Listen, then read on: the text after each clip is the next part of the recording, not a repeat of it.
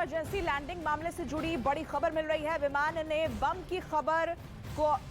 में बम की खबर अफवाह निकली है। सभी यात्रियों के बैग की जांच की गई। एनएसजी को कुछ भी संदिग्ध नहीं मिला। थोड़ी देर बाद गोवा के लिए विमान उड़ान भरेगा। पुलिस बम निरोधक दस्ता एनएसजी कमांडो ने यह जांच पूरी की। मॉस्को से गोवा आ रही फ्लाइट की जामनगर एयरपोर्ट पर इमरजेंसी लैंडिंग कराई गई थी। विमान में बम होने की सूचना मिली थी, लेकिन जांच में विमान में कोई भी संदिग्ध सामान नहीं मिला है।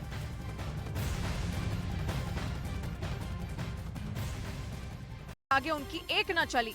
पुलिस ने जितने आंसू गैस की गोली दागे, उतने ही पत्थर दूसरी तरफ से बरसाए गए, जिसके बाद प्रदर्शन हिंसक हो गया। और असल में ब्राजील में नए राष्ट्रपति लूला दा सिल्वा ने पिछले हफ्ते ही अपना पद संभाला, जिसके बाद से वहां पर बोल्सोनारो के समर्थक लगातार प्रदर्शन कर रहे हैं।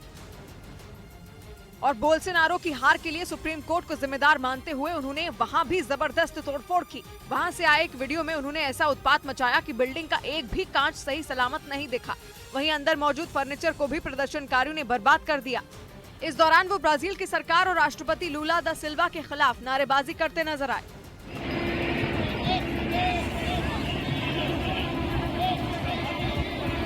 हंगामा कर रहे प्रदर्शनकारी संसद भवन की छत पर चढ़ गए और वहां जाकर सरकार के विरोध में नारे दीवार पर लिख दिए, जिन्हें वहां से हटाने के लिए जब पुलिस की एक टुकड़ी संसद भवन की छत पर पहुंची तो वहां अफरा तफरी मच गई। दावा किया गया कि इस प्रदर्शन के दौरान हजारों की तादाद में बोल्सोनारो के समर्थक वहां मौजूद थे, जिसका अंदेशा ब्राजील की सरकार को पहले से था। इसलिए प्रदर्शनकारियों पर काबू पाने के लिए वहां पर पुलिस के साथ ही सेना की टुकड़ियां भी तैनात कर दी गई थी।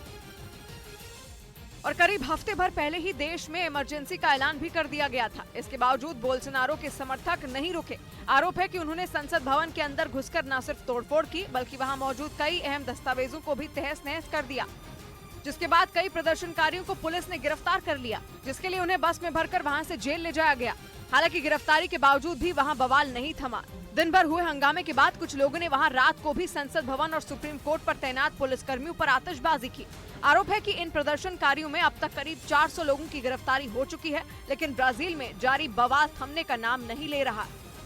और इधर सुप्रीम कोर्ट ने अवैध धर्मांतरण मामले में अटॉर्नी जनरल से सहयोग मांगा। इस मुद्दे से जुड़ी याचिका में गलत तरीके से धन परिवर्तन को रोकने के लिए केंद्र और राज्य सरकारों को निर्देश देने की मांग की गई थी, जिस पर सुनवाई करते हुए सुप्रीम कोर्ट ने अवैध धर्मांतरण को गंभीर मुद्दा बताते हुए उसे राजनीतिक रंग नहीं देने की टिप्पणी की। साथ ही अटॉर्नी जनरल से इस मामले में दाखिल याचिका में सहयोग करने और सुझाव देने को कहा। इस मामले की अगली सुनवाई 7 फरवरी को होगी।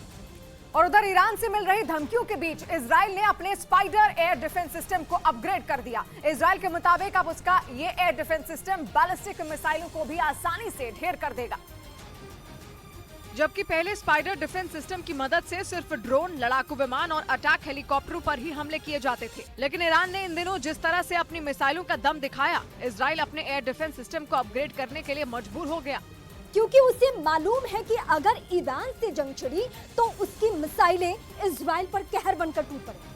इसी वजह से उसने पहले ही ईरान की मिसाइलों से निपटने की तैयारी शुरू कर दी और इसके लिए उसने स्पाइडर एयर डिफेंस सिस्टम बनाने वाली कंपनी को उसे अपग्रेड करने के लिए कह दिया, ताकि डिफेंस सिस्टम की ताकत को बढ़ाया जा सके।